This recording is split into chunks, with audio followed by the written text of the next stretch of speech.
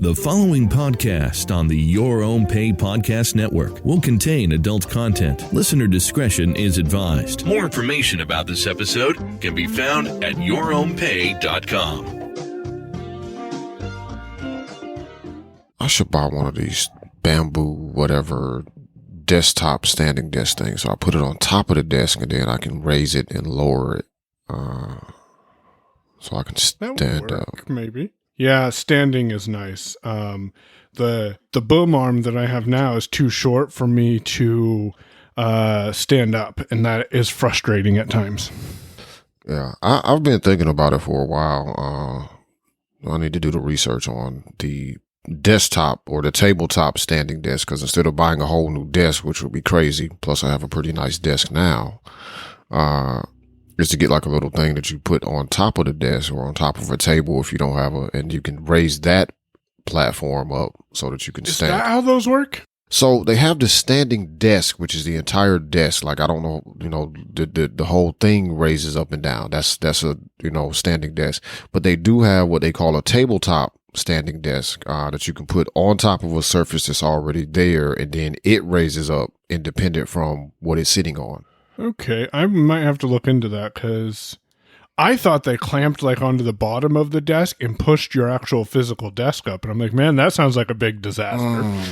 So somebody may have made something like that. And I actually thought about, like, what would it take to turn my desk that I'm using now into a standing desk? Yeah, I should just go buy a new desk if I'm going to do that, because this bitch is heavy. It's like some cherry oak, like solid cherry oak, and it's not thin. It's not the pasteboard thin crap either.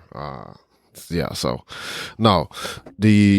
I've never actually seen one, but from what I understand, like the standing desk, the entire thing is a standing desk. You will buy that, set it up, and there's like a little control box on the side of most of them that you would push a button to raise it up or lower it down.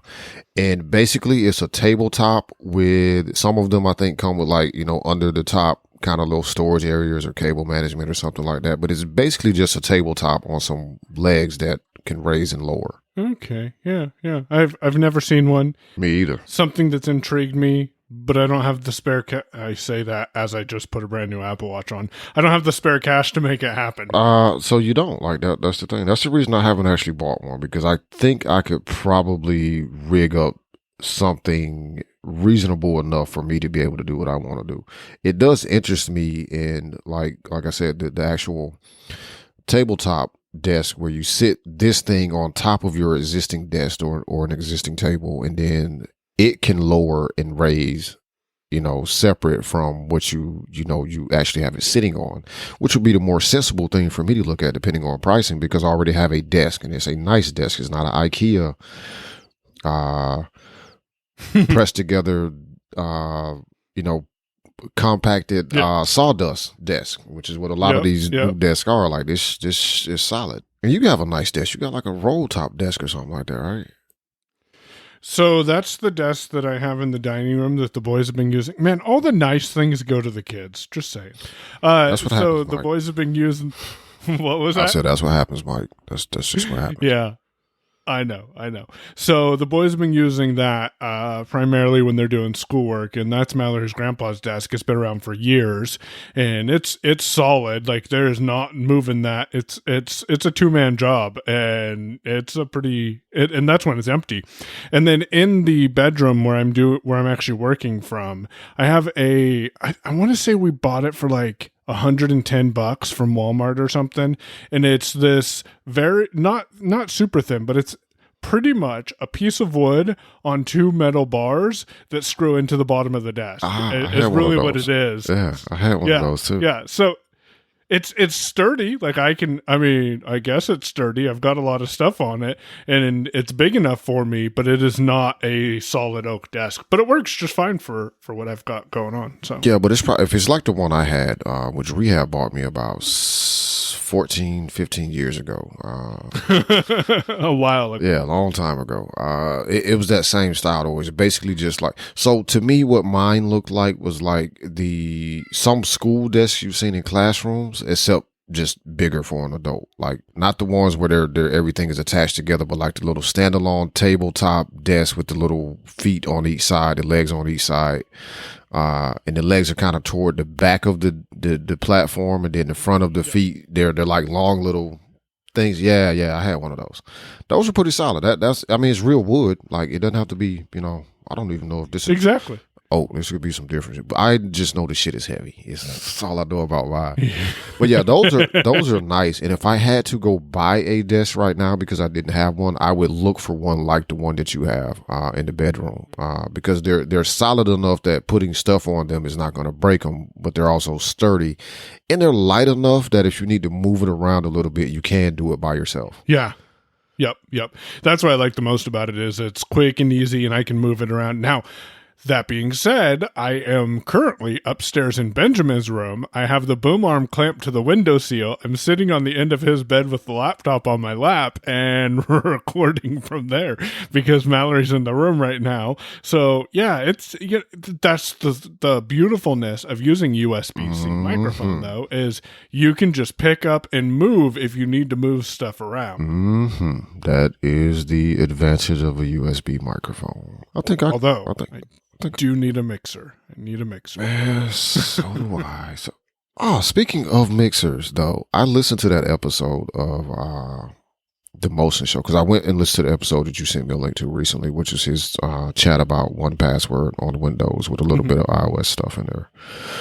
Links will be available to these episodes at yourownpay.com/DM59, almost to 60.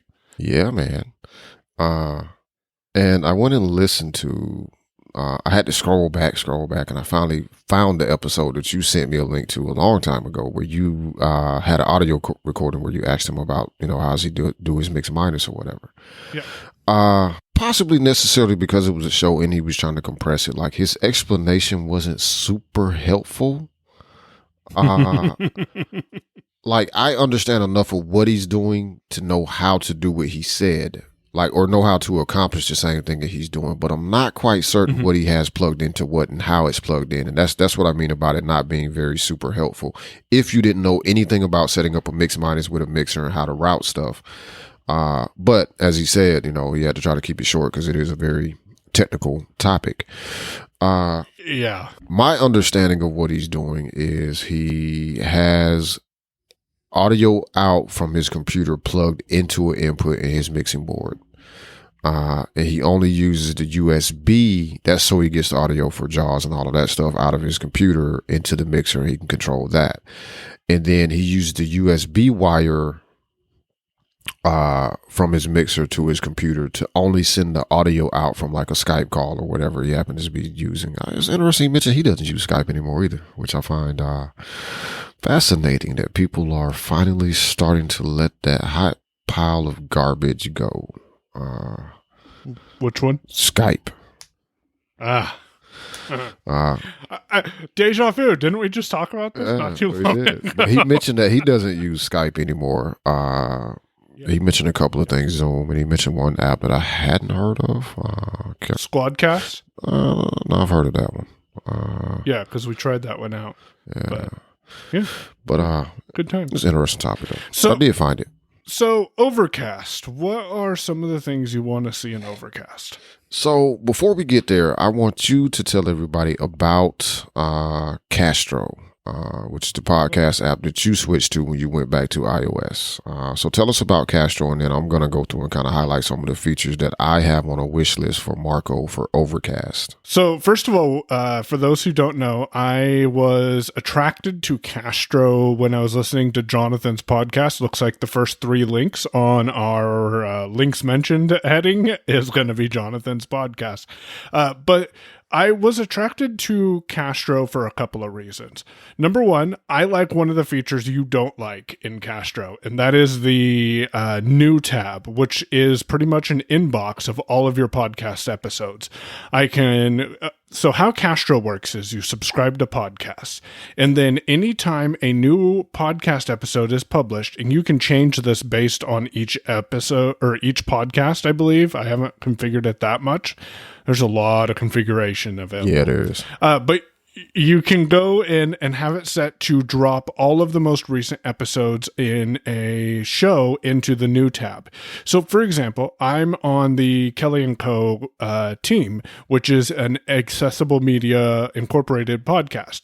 And what Kelly & Co. does is they drop their full show and then they drop each segment as its own podcast. But all of those items are put into one RSS feed. So when I was using Pocket Cast, which is my previous podcast player of choice, say that 5 times fast, I would have to listen to whatever came up first in the RSS feed, and maybe it was one of the segments, and then maybe it was a full show, and then skip past all the other segments. And it's a first world problem, but often when I'm listening to podcasts, I'm doing dishes, which means my hands are wet, which means my screen's not going to respond very well to me trying to double tap and slide across the screen to skip past podcast. So when I heard that feature, I'm like, man, that is nice. And then I subscribe to a lot of podcasts that honestly, I only want to hear an episode here and there. I don't really want to listen to everything they publish, but every once in a while they have some nugget of content that I'm like, man, that would be great to listen to. So my day starts out by me checking out the new tab. I'll go through and I'll add podcast episodes that I know I'll want to listen to from the new tab into my queue. You can flick down and you have play, queue next, queue last, clear, and drag. There might be another option there, but I think that's it. So I pretty much set up a playlist of podcasts, is the best way to explain it, of podcast episodes. So I either queue things next, queue last, and then there's a tab on the bottom left-hand corner that says queue. If you double tap on that, you can rearrange your podcast's episodes that you have in the queue if you want to go that in depth. Typically, I don't, but every once in a while I'll move something up or whatnot. So those are the 2 features that I really liked about Castro. And then I accidentally paid for an annual subscription. Funny how that works out when you're trying something out and you forget to cancel it. And I didn't realize it until I got the receipt, and I'm like, well, I was thinking about paying for it, but I guess the decision was made for me. It's not worth canceling it now. But one of the features with that I really like is someone sent me I'm trying to remember what it was. Hold on. So someone sent me an audio file, and I don't remember what it was, but I double tapped on it, and then it opened a Google Drive folder, or it opened a Google Drive location, which is where it was saved at. And then if you double tap on more actions, you can hit open with. And one of the options right there is Castro. So I was easily able to open a audio file in Castro, and it saved all my speed settings. So I quickly was able to go through that audio file. And then the last benefit is on Windows 10, I installed the iCloud control panel and got that all set up, and then I was able to access my iCloud drive and drop some audio files for a commissioner's project I'm involved in, so I could quickly go through those recorded calls and play them at 2x, and those files just showed up in Castro in the inbox or in the new tab, and I could add them to my queue or leave them in the new tab. Lastly, I know I said that a second ago, but lastly, when you've configured everything out of the new tab that you want to listen to, and if the rest of it is like extra content that is not something you're interested in, there's a clear button so you can clear out that new tab and just listen to your queue. And then when new content is posted or new podcasts are posted, then they show up in that new tab, and you can either add them to your queue or clear them. So that's a quick rundown. I remember the one thing I was missing in the actions rotor for your queue, or for the new tab. It is play, which is one flick down, then add to queue, add to top of queue, add to bottom of queue, clear, drag, and then activate, which is the main one, which activate actually only opens the podcast episode. It doesn't start playing it. So you can look at the show notes. You know, that's the thing that I had a problem figuring out. I admittedly did not use Castro that long because that inbox thing annoyed the hell out of me. I was like, man, no. Because like you, I am subscribed to some shows so I don't forget about them, but I don't want to listen to all of their episodes. I pick and choose.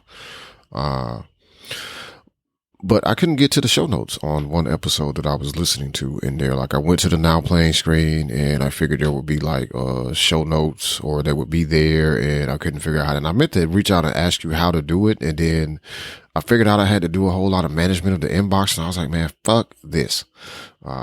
So I got to throw this out there. Across the top of the player screen is 2 tabs. One that says player tab and the other one says show notes tab. I did not see that. Completely missed it. Oh. So I think. Now I got to look. There's 2 tabs. One is for the player, but I don't. Anyway, I didn't see any tabs, but then again, I maybe did not explore quite far enough towards the top of the area of the screen either. Because my expectation was for it to be either the way a lot of podcast apps do it is that when you tap into the episode, you'll see like the little, if there's now playing, that'll be in one area, but then the notes will be above or below or something, or there'll be a button specifically. So I did not actually navigate around to the top of the screen to see if there was anything there. The features that I like about Castro, and granted, like, I want to be honest, the reason I didn't stick with it is because I'll get to that. Tell you the features I like first. I do like the side loading ability. So whether it's share sheet and then send the audio file into, Castro, which is nice because oftentimes we have MP3s or something that we want to add, or the ability to just navigating through iCloud, whether it's on Windows, Mac, or the Files app on iOS, and add or maybe even that app on Android that lets you connect to your iCloud stuff. We'll come back to that one at some point. I need to play with that app. The ability to just drop files into a folder and have them show up there, that is nice. The podcast app that I use and have been using for, I don't know how long, probably since as long as it's been out. A while, that's for sure. A very long while. I think I was on the beta before it even released. It's Overcast. And I like Overcast quite a bit. There are some things I don't like about it, but I overall like it. It was, one of my favorite apps of all time, actually. Marco did some clever stuff with his voice boost and smart speed, which other podcast apps have adopted, but he was there first with that feature, which is the reason he gained so much traction. But Overcast lets you, if you're Overcast premium subscriber, you can go to overcast.fm/uploads, log into your account and upload a file that will then show up in the upload section of your podcast app. That was fine when he first started doing it. This was 6 years ago. iCloud Drive, as it appears today in the Files app, none of that stuff was really there. There was not CloudKit access for developers, etc.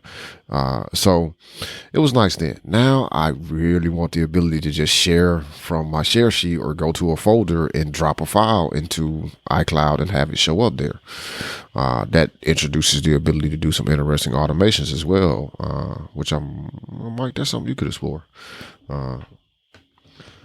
Well, if you go back to the Mac when you're not working, Mike, you could explore this option. Hey, MP3 file gets rendered and dropped into a folder, move it into Castro so that you can, preview whatever the next episode is going to look like. But I like that feature. They have a feature that I like also, which is the ability to go to a podcast, select it, and look at its chapter list and deselect chapters that you don't want to hear. So it just automatically skips those chapters. That is nice. That is a nice, to me, bonus feature. Like, I didn't miss that ability. I did already miss the ability to just sideload stuff into Overcast before I tried it out in Castro. Because another one of my favorite apps, VoiceStream Reader, allows you to do that as well. You can drop MP3s or EPUB files or whatever, file formats it supports into a folder and have them automatically added to your library in the VoiceStream Reader app. So I did miss that functionality. The chapter skipping is nice. And Mike is correct that you can actually go through and customize what happens on a podcast by podcast level, whether or not it automatically adds stuff to your inbox or not. Just the idea of a podcast inbox just super annoyed me at the time that I was looking at it. Also, I was a little ticked about the premium subscription. So it's twice as much per year as Overcast is, or nearly twice as much as $18.99 versus $9.99. So it's like $9 more. than Overcast. And they charge you for the chapter support. Like, you don't, like, look, not the chapter skipping, which is totally a thing you should make people pay for, because that sounds like it probably was difficult. But just the ability to access chapters of a podcast seemed to me, from reading the information, was also a premium feature. So if I just use Castro for free, I can't skip through a podcast by chapter, which is crazy to me. Perhaps they have a reason, and a good reason, that makes sense to them to do it that way, but I feel like that's madness. The free podcast app that comes on everybody's phone from Apple gives you chapter support. So I feel like that is a feature that should be just included. Now, I could say all of this and then go at some point after this show and discover that Overcast doesn't give you chapter support unless you're a paying member. And then I would have egg on my face, and I would admit also that if Marco is doing that shit is stupid. I don't think he is. I think the only thing you get when you pay for Overcast Premium is the uploads folder, which I'm imagining not a lot of people are using, and the ability to hide the advertisement in the podcast list and in a podcast episode. Advertisements meaning the in-app advertisements. He doesn't automatically skip ads in other people's podcasts, which would be an interesting feature. But Castro is a nice app. It is fully accessible. It is actually one of the handful of apps that, if you're an Overcast user and you go to settings and scroll all the way down to the bottom, Marco has a section where he recommends other podcast apps if you don't like Overcast. And Castro has been in that list from day one. It is a rotating list, so things at the top, they shift around, but you always see like Castro, I think, is one. Well, I know Castro is one. Downcast, I think, used to be in that list. I'm not sure if that's still even supported anymore because I haven't used it in forever. And a few other podcast apps that he recommends. So, nice feature. Handy thing about Castro, too, which I just discovered today, thanks to Mike asking me a question.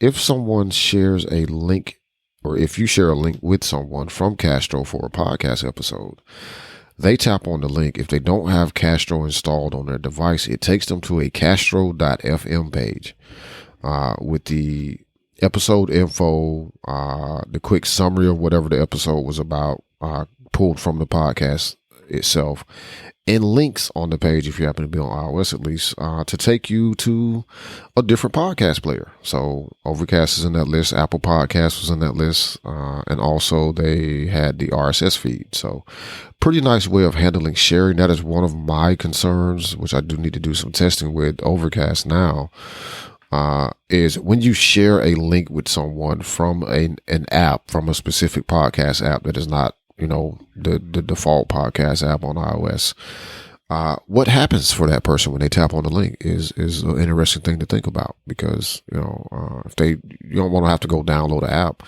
I had been thinking about trying to build a shortcut that would grab the link, figure out the podcast ID metadata, and then convert it into just the Apple Podcast link. And then I decided nobody should really be subjected to the Apple Podcast app, by me being the reason that they did so. I don't want to introduce anybody to podcasts that way.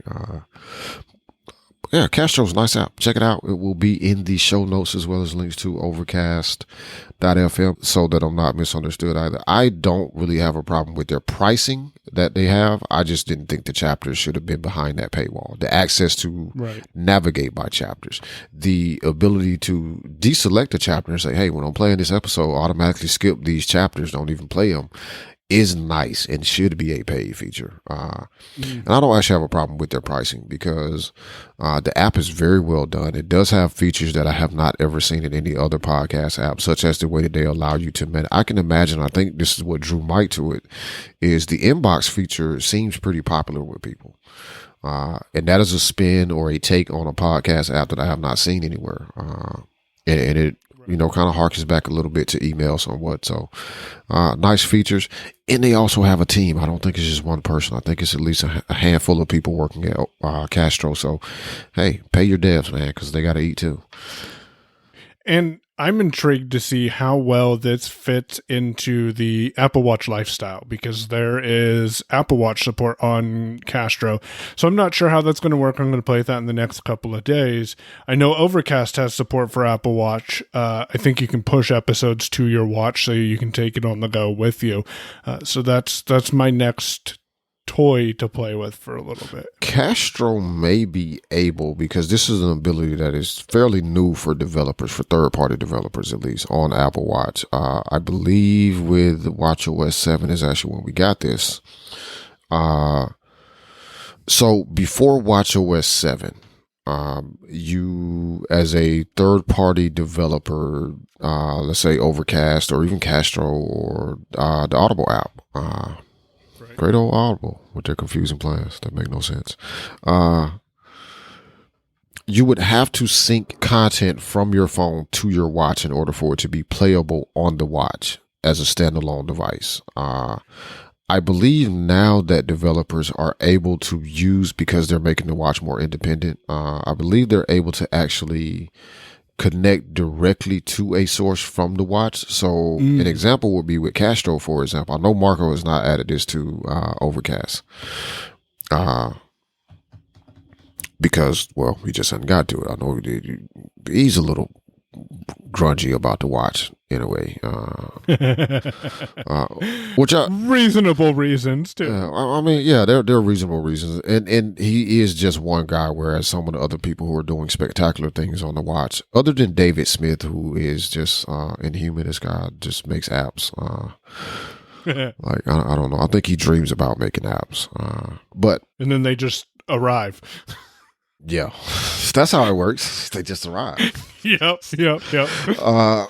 But I think what Castro would be able to do, and they may have done this already. Like I said, they are one of the better apps for podcasts in the Apple ecosystem. What I think in theory they will be able to do, because I don't know this for certain, but I think they will be able to create the Watch app. You have the Watch app installed. It can pull from your Castro, because I'm assuming there's your iCloud backend syncing. I think that's probably how they're syncing your episodes, because I didn't see anything about creating an account for Castro. So they're probably using iCloud to sync your playlists or your subscription data and all of that stuff. They could pull that data from the watch, see what episodes Mike has, and say Mike wants to go listen to an episode or a segment from AMI. Hopefully not his episode or his segment, because he's hopefully not that vain of a person to be like, oh yeah, I want to listen to myself talk about Apple stuff and Android stuff. But Mike wants I do it sometimes because I want to hear how I actually sounded. So I do. Yeah. So let's say Mike wants to do it for that reason. At least that's what he says. Just like that accidentally paying for a year of Castro. That's what he told Mallory. Like, yeah. I forgot about it, and then it billed me. And hey, it only cost me $3 though. Good deal. $2.19, I think it was. Good deal. But let's say Mike wanted to listen to a segment from that show. I think with the way that the watch works now, that Castro, instead of having to sync that data from the phone over to the watch, they would actually be able to connect to the feed over the internet, so via Wi-Fi or cellular, and stream that episode to Mike's watch. I think that is possible now, which was not possible in the beginning with the Apple Watch. So that introduces new possibilities. Mike, when you do actually get around to playing with the watch, we will put in a follow-up topic to find out if it does actually work that way.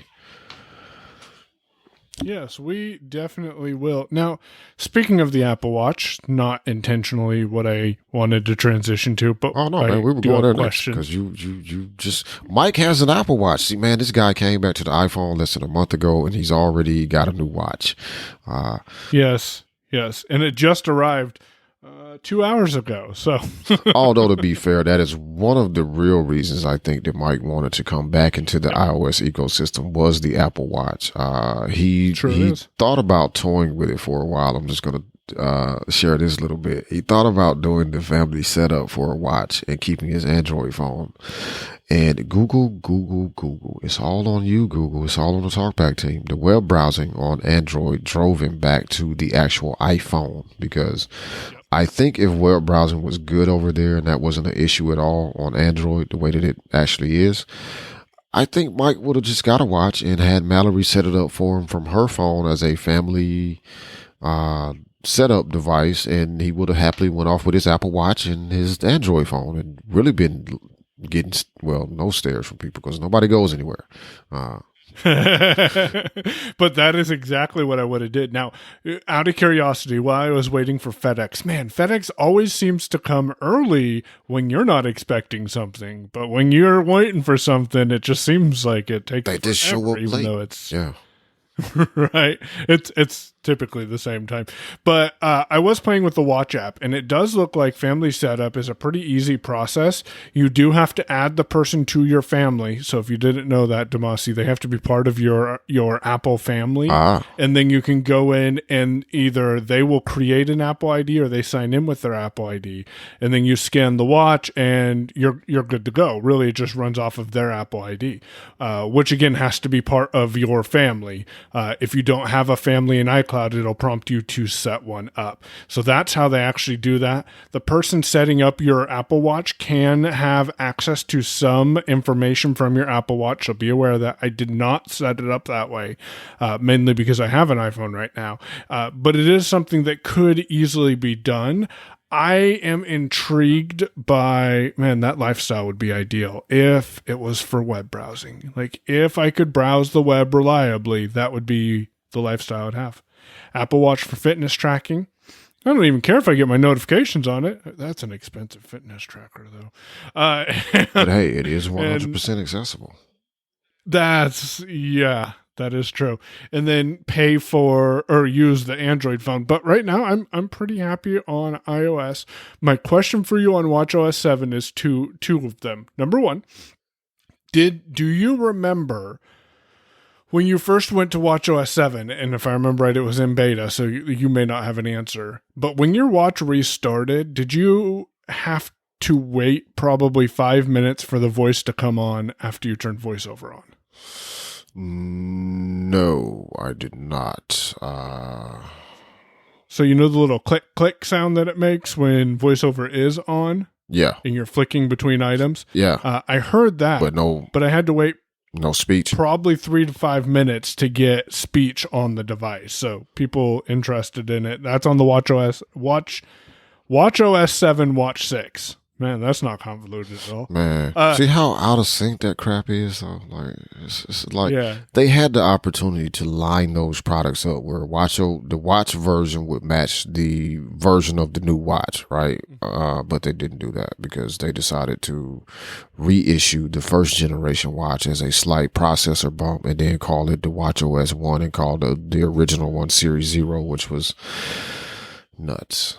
Anyway, Apple. So just for edification, not watchOS 1, watchOS 2 on the first generation watch or watch 1. Yeah, so the watchOS 1 is what was on the original Apple Watch when they updated that watch. The Series 0. Yeah, but it used to be the Series 1 until, well, it actually was not a Series anything. So it was just the Apple Watch. It was just the Apple Watch. Yeah, when they updated that device, all they did was bump the processor. They literally did not change anything else. Like, they had figured out some things they could do to better battery life a little bit. So they added that to a second generation of the Apple Watch and then called it Series 1, delegating the name Series 0 to the original Apple Watch that shipped. And the Series 1 watch, I believe, came out with watchOS 2 already on it, or watchOS 2 came very shortly after it was released. Not confusing at all. One time in Apple's life that they could have synced up the product name or series number or version number with the actual OS number, so that right now we would be on Watch 7 on watchOS 7, which sounds better, but whatever, man. Yeah, Mike's on the Series 6. Mike, did you get the 40 millimeter or the 44? So I got the 40. Mallory's had the 44 for a month. Well, since right when it came out, because she was on a Fitbit, and I didn't think 4mm would make a big difference, but man, the size difference is actually quite substantial. She even made that comment. Now I got the blue one. I don't know what color the band is, but the watch itself is blue. And I am satisfied with the size of it. It's small enough that I'm not going to smack it on too many things, I don't think, accidentally. We'll see. And I can do everything with it with voiceover. I can even do the rotor, which is awesome. Like that is nice. My second question for you is Taptic Time a feature that has gone away in watchOS 7, or is it a setting I need to enable? It is broken. In my opinion, at least, it is broken. It better be broken, Apple. You do have to turn it on. I don't think it's on by default. If you go to the Watch app and go to... But it's broken right now? So, in my opinion, it's broken. Because it does not work the way that it used to. I can occasionally get it to work. David Woodbridge did a review of it on watchOS 7. It may have still been in beta at the time. watchOS 7, that is, may have still been in beta at the time that he did this walkthrough. We'll link to it in the show notes. He was doing it and sounded like it was working the way that it always has worked, which is you just double tap your watch face. Well, if you double tap your watch face, it gives you the time in minutes, the hour in minutes. And if you triple tap it, it just gives you the minutes. But at one point he mentioned doing his demo. So like, okay, I changed the speed. I turned my wrist this way and then I turned my wrist back this way and tapped it. And then it, so it seems like maybe there's some sort of involved gesture now, possibly. But we'll link to his episode. My opinion is broken because what I'm used to doing, no matter how my watch was previously positioned, is raising my wrist up, or at least turning it so that I can tap it and double tapping the face and getting haptic time back, which is extremely useful. Mike, if you turn it on and it still seems broken to you, then I will most definitely feel that requires feedback to. So here's the process that I just used, and it's working reliably. So I have my hand down on the bed next to me, right? And so I picked it up and I turned my wrist so my watch is facing up, and then I just quickly tapped twice on the watch, and now it is tapping. Like it just tapped 2, and then it did 4 long taps and 9 short taps. So it is working. Maybe what that means, Damashe, is if it's not working for you, you need to get the SE.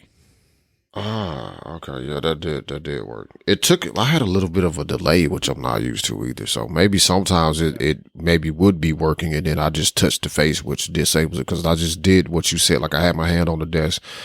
I turned my wrist so that my watch was up and facing me, double tapped, and then wait for it. Okay, it didn't work that time. No. I was like, mine does not take that long. Because it, hold on, I'm going to 2, 3, 4, 5. This is horrible. All right, so I'm going to walk you through the process. Wrist is up, double tapping in 3, 2, never mind. Apparently I tapped the screen. All right, wrist is up, double tapping in 3, 2, double tapped, and now it's vibrating. Yeah, see, okay, so raising wrist, turn watch, double tap, waiting. Is it going to do it at all? No, didn't do anything. That was weird. Maybe it's going out, Damashe. Could be broken. Maybe it's that is a thing, and that's how come I haven't bitched at Apple, like sent any feedback to Apple about it at all. Because I figure like my watch is 3 years old, and it's 3 years, and it is on beta. Well, not anymore. Not anymore. It's on the actual release version. Jumped off of the beta train. So Apple pushed me off of the beta because 7.0.1 came out, and that was not a beta. It was a public release. So I did that update, and then 7.0.2 came out, and I did that update. So as far as I know right now, I am not. Well, I do know as of right now, I am not on a beta release. As far as I know, there is not a beta even out for watchOS. But I Now, could be one wrong. thing to be aware of that I don't know if people knew this, but if you don't use voiceover, you can apparently, and I just found this in the Watch app, hold 2 fingers on the screen for a couple of seconds and it will do taptic time. So I thought that was interesting. Yeah, would be nice if they added that just as a. It seems like they're maybe in a transitional phase where they're going to try to phase out. I am just speculating here that maybe they're going to phase it into a one thing that works for everybody situation, and they just haven't gotten there yet. Which would be cool. 2 fingers on the screen would be nice, and then you just give me tap the time. That's amazing. I would like it. And I am not one of those who likes their watch to chime every hour. No. It is distracting and intrusive, but you can do that in watchOS 7 now. You can have it chime on the hour. If you have everything set to silent, it will, kind of gently tap your wrist. I don't have it on because even those gentle taps are distracting because I have my notifications kind of pruned down to the point that if my watch goes off, I would say 85% of the time I actually need to look at that notification. The other 15% is I didn't have to see it, but it's good information to know. Like, you just, got billed for something on your Capital One card or something. Like, I didn't really need to see that other than, I will see it, but I didn't need it because, it's not anything weird going on. But it's like, spin up WP just billed you or whatever. But it's good to have that notification because if something you're not expecting comes through, then you can see it right which there. Is why I have those notifications coming through on the watch. Is for that exact reason. If something unexpected comes and I'm like, wait a minute, what the hell is this? It's $19 charge. It's $20 charge. What the hell is this? I'm like, oh, I forgot to cancel Castro. My bad. Except I did not get caught like that. But yeah, tap the time is great. I suspect that part of mine is the fact that my watch is 1, old, 2, it has been banged around a little bit because I want it for every day other than that little couple of weeks during the summer where that beta came out and voiceover didn't work anymore. I've had my watch on pretty much every day since I owned it. So it is getting old, a little long in the tooth. If you're buying I have a Series 3 for anybody curious. So that's why I say it's 3 years old. Series 3 is still for sale. It is a decent watch if you want to get into the watchOS or get into the Apple Watch for the first time, and you're not certain. I would say it's probably about the same price as a super high-end Fitbit, possibly. For the 3. Brand new, I think you're going to get better results than what I'm getting. Keep in mind, mine has been in use since 2017 versus, you buy one brand new that has never been used. Do not buy a used 3rd gen Series 3 watch, though. No. Don't do that. Unless you... Mainly because you don't know how the person treated it. Right, you don't know how they treated it. And then, honestly, like, if they've been using it, day in and day out for the amount of time that watch has been available, is most likely that your battery life is not going to... My battery life is not terrible at this point, though. But yeah, you don't know how they treated it. Unless you're just buying it because it's cheap and you really don't even know if you want an Apple Watch and it's like $99 or, something like that. And you're like, well, for this price, I guess. Or if you're going to give it to a kid, don't give it kids watches. But family sharing for kids is only supported on Watch 4 or greater. Yep, just Series 4. So if you are considering that, Series 4 watches or better will get you the family. And it must share. have cellular. Yep, and it absolutely has to have cellular. There's no option. It's my understanding that the Series 3 Apple is selling out of the store does not have cellular. They don't sell the cellular model of that one anymore. I could Sprint, T-Mobile, whatever we want to call them this week, is selling the Series 3. Yeah, of course they are. Because why wouldn't they? Because they're going to get you tied into a sale plan. Like, oh yeah, you need data for your watch, so go ahead and get. Cool beans. I want to go back to the size for a second though, before we get off the Apple Watch, because I have not even seen I did see the original 38 millimeter watch, which is what up to the Series 3 did, but I have not seen one of the 40 millimeter that came out starting with the Series 4 watches. So, comparatively speaking, because you used to have a older model Apple Watch, right? Yeah, and I think I had the 38 millimeter, I think, if I remember right. And compared to that one, it's about the same size. It's slightly larger, but it's about the same size as my last watch. Like, I would say it's very equivalent to that, actually. And You meaning like physical size? It's about the same size. yes. Okay, but this one is thinner as far as the Oh yeah, it's a lot thinner. Okay, and then more screen is there. So that's because I've been thinking about the 40 millimeter version when I do upgrade my watch. Because it's smaller, I don't need the screen real estate. It does saves a few bucks on the purchase price also, but I don't actually need the screen real estate. And going from the size I have now, which is the 42 millimeter Series 3 up to a 44, seems like it might be a little too much. So it would be a slight drop in the size for you. Yeah. I think it would be a reasonable size drop because you have full screen on this. So it would roughly be, I would imagine, the same size it would seem as the same size as the 42. Yeah. Very close to the same screen size that I have, except it will be edge to edge, which means the device itself will be a little bit smaller because it's 40 millimeters versus 42. So that's been my thought process. We'll check in a couple of weeks, see what you think about battery life. Yeah, that'll be the big gotcha. I need to set up complications too. Yeah. Turning off the always on face should save significant battery life for a blind user though, compared to. Yeah, thanks for the reminder. I'll go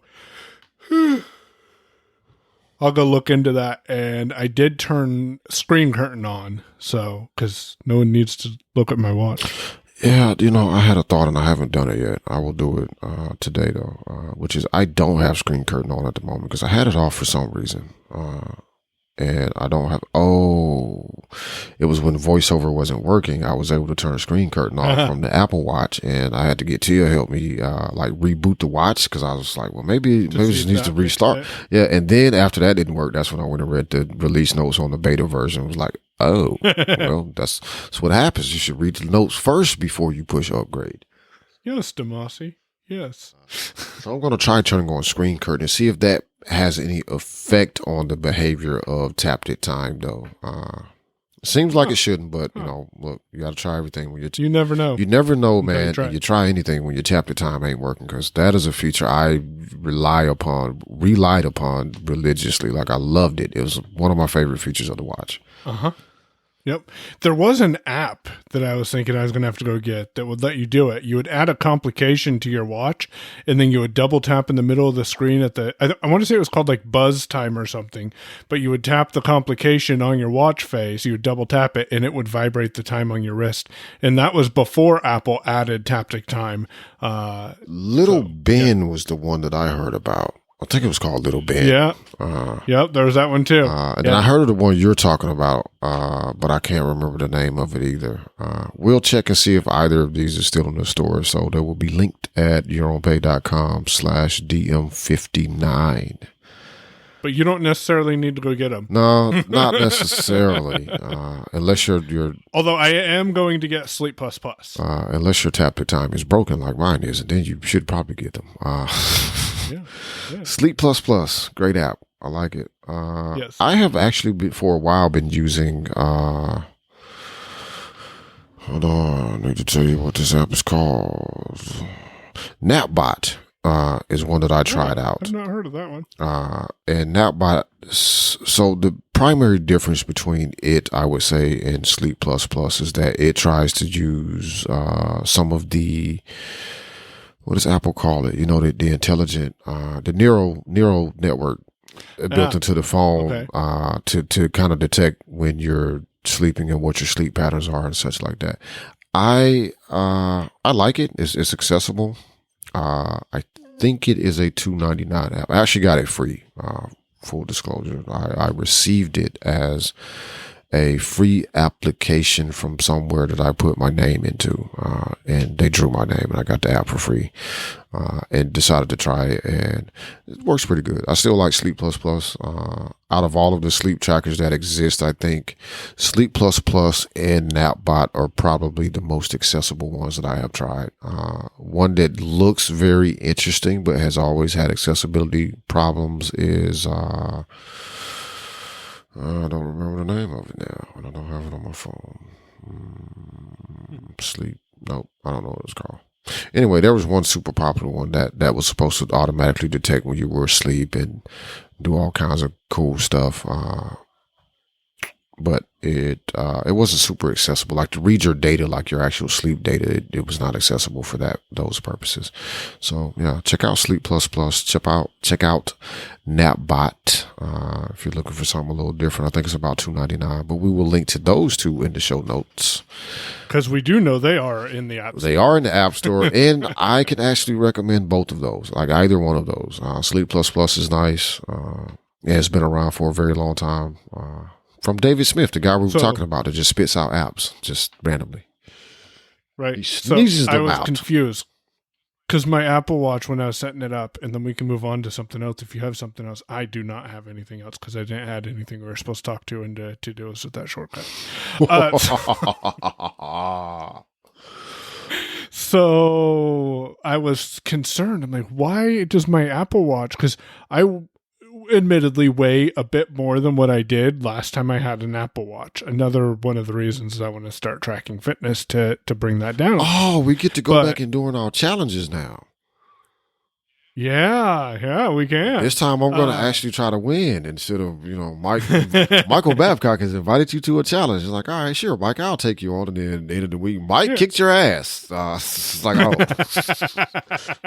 And see, Andrew's got me going to the gym. Just saying. I mean, throwing that out there. So I was concerned because it had my exact weight, and I totally forgot that the Wise scale that we have integrates with health, so my weight is tracked through health and automatically came up on the watch, but it threw me off for a minute. Oh, man. So you was freaked the hell out, huh? You was like, wait a minute. Mm-hmm. Wait a minute. How do you know that? Wait one damn minute. You're not supposed to do this kind of stuff, Apple. This is Google that would give me this kind of thing. What the heck? Right? Yeah.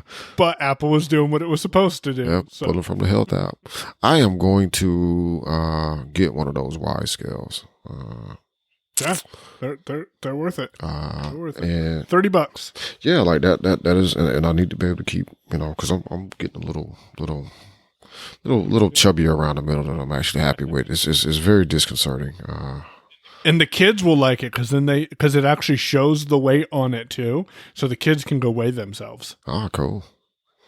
So it has like a little display on it. All right, we can start. Does me zero good, but yeah, but at least it's in the health app, and then you can pull it up. Another good app that I have found that for pulling, because the health app itself is very dense and convoluted. It's gotten better. It has. It has. I'm not saying it's a bad experience. Used to be a bad experience. Now it's just extremely dense and extremely deep. Like you find yourself drilling down several levels into the app to actually look at the data that you wanted to see. A good app for viewing all health data out of the app is called Health View. Link will be in the show notes for those of you interested. Health View basically it pulls your health data. It lets you customize like what information you want immediately visible on your dashboard. So like if you're super concerned about weight, or you're concerned about, what's your heart been up to, you can customize all that. But it's very accessible, and it makes the information accessible for voiceover users in a way that I think is better than any other app that I have tried. It does. There are several apps on the store that give you different ways to, catalog and show your data from the health app. Most of it is done with charts and things that aren't. So Health View is free. There's an in-app purchase. I don't know what the in-app purchase is for because I don't remember. I got Health View. So a lot of the stuff that we're going to talk about probably over the next few months, not every episode will be spent on Apple Watch strictly, but since Mike is now back over there, there are things that we will talk about that you may find useful. I have to change my Reddit description for the show. Huh? Oh, my Reddit description for the show when I publish it says one's on iOS and one's on Android. Well, I got to kind of change that up a little. Interesting. Yes, you do have to change that. But HealthView is an app that I picked up a very long time ago when I first got my Apple Watch. I might even actually had it before I got my Apple Watch because, step counting and all of that. Pedometer Plus Plus is another good app for step tracking. Again, David Smith, _ David Smith, the amazing guy. Man, he just keeps coming up here and here and here. And these are all apps I didn't realize were his apps that I've either used or heard of. Yeah. Pedometer Plus Plus and Sleep Plus Plus are his. Workouts Plus Plus, is it called Workout? Yeah. Workouts Plus Plus is an app that I use in place of the default Apple Workouts app. And I can't coherently explain to you why today. But I believe when I first started using Workouts Plus Plus, one, it had a few more workout types available by default that you didn't have to try to go jigger to make it work. Apple has since added a lot of more stuff. And it allowed me to save the specific types of workouts that I did for very easy access to start them. So like an outdoor walk, or outdoor workout, other indoor workout, just save the ones that I used a lot. And then I could just easily tap those from the watch screen or using Siri, trigger those specific ones very quickly. Again, another David Smith app. And he had one that I have not looked at recently, it used to be called Activity Plus Plus. It's now called Trends Plus Plus. This kind of shows you your activity trends over time. So, what is your, movement, exercise, standing, all of those things, your activity rings. What has been your trend with those over, certain amount of time. And of course, the more you use it, the further you can go back and all of that. This is one of the reasons though, that the Apple Watch I feel is, just extremely useful, because I have not actively done a lot of things as far as, let me log what I ate. Now that's another conversation. We should have that conversation. We should. I haven't logged what I ate or done a lot of stuff, but I also have not been actively logging like my heart rate over time or my activity over time, or any of this stuff. But all that data is available to me, simply because I've just been wearing my watch, which is nice.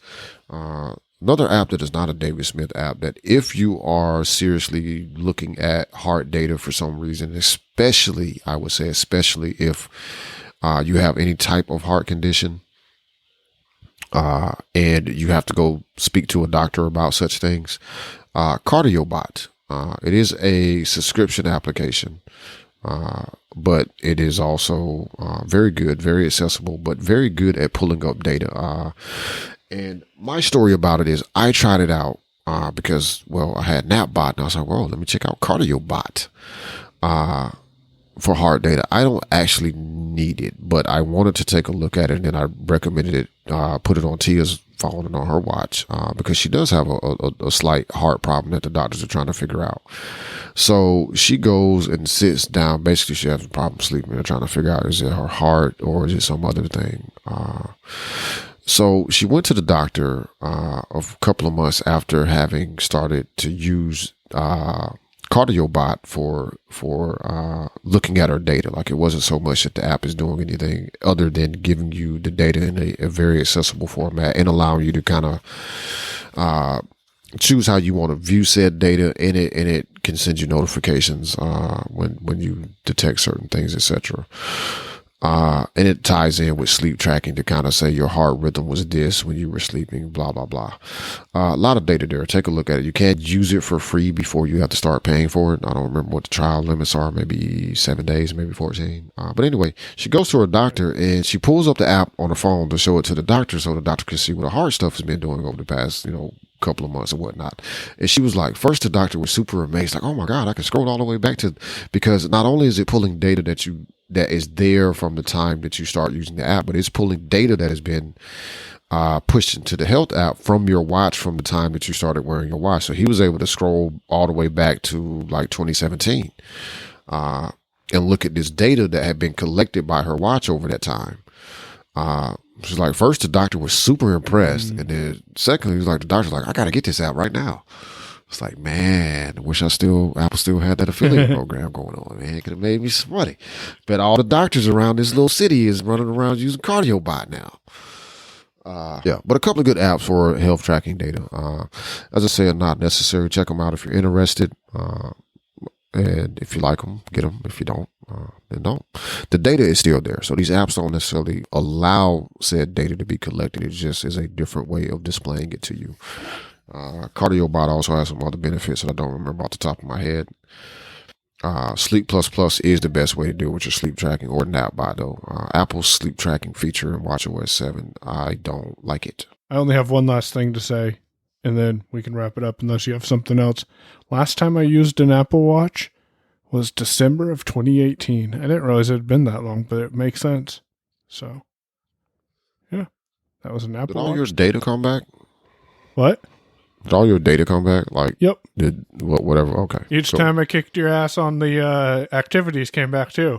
Although I was looking for the activities app, and now it's called Fitness. That threw me off for a minute. Oh crap! They did change the name. I forgot about that. Yeah. Eventually, Fitness Plus Plus will probably. Nope, that's not what. I'm sorry. Fitness Plus will probably be a tab in that app also whenever they finally decide to launch that. I am interested in that. Primarily because whenever they release Apple One, I'm going to go ahead and pay for Apple One Premiere, and Fitness Plus will be included in that for the whole family. So interested in that. Reminds me of Fitbod, which is another app I tried. Some accessibility issues there. I don't recommend it personally. Yeah, man. Anyway, activity. We will get back to that. We will start to do some things with that. For sure. We will even report sometimes on our show who won the last challenge, if I won. If I did not win, that would be cut from the show.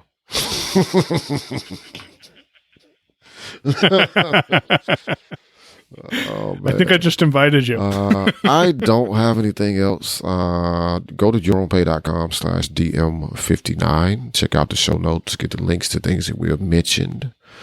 Drop us a note. If there are things that you would like to tell us about apps that you're using on your Apple Watch or uses for your Apple Watch, or if you have questions about the Apple Watch at all. One thing I do want to talk about at some point in the future is food tracking, because I think, Mike, you mentioned wanting to do this. Yep. And that'll be a good transition into our recipes. Yeah, because we can, start trying to make sure we begin to eat a little healthier around here. As much as possible.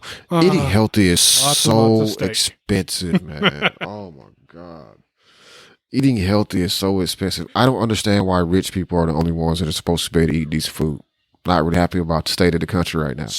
All right, so I do have a slight rant that I wanted to get off my chest, and it is I haven't had. Why do these people who make these amazing apps, such as Google with Google Meet or Google with Gmail, or do I need to blame Jaws? Because, so I was playing around with Google Meet not too long ago. It was like about an hour and 10 minutes ago. And I was trying to check my settings and I couldn't get it to work right. And I realized I needed to turn virtual viewer off, or the virtual cursor off. And I'm hoping that Jaws fixes this in Jaws 2021. Not 100% sure that will come. And I understand why it was used in the past, but now there's got to be a way for Jaws to be able to read the screen and still let you interact with it, because there's keystrokes to do just about anything on the web now. Even in Zendesk, which is a tool I use at work every day, 95% of the stuff I can do is done with keystrokes. But you know what? Actually, Zendesk works pretty well. They use like Control-Alt-S to solve something, or Control-P to mark something as pending, and I don't have to disable virtual viewer on that. But any other tool, maybe web apps just need to use Control-Alt. Any other tool, you do have to disable virtual viewer on it. So that was my slight rant, is get with the 21st century, Freedom Scientific. I don't know how it is on NVDA, if you have to toggle that viewer or not. Yeah, I have found, so the thing I have found related to that is there are Mac apps that their defaults for shortcuts are Control Option something. Including my beloved Fantastic app. Its default thing to bring up the calendar view is, Control Option space or M or something. I don't know. I can't remember. I always change it. But yeah, and then the block editor in WordPress uses on the Mac. They give you the key commands: Control Option something to do something, and I always have to go and hit the little pass through key stroke first before I can do whatever that stupid command is. Isn't that Control Tab? Yeah, it is Control Option Tab on the Mac to Control Option do the pass through, which means the next keystroke you type will not be interpreted by the screen reader at all, which means you can use those shortcuts, Control Option something to do something.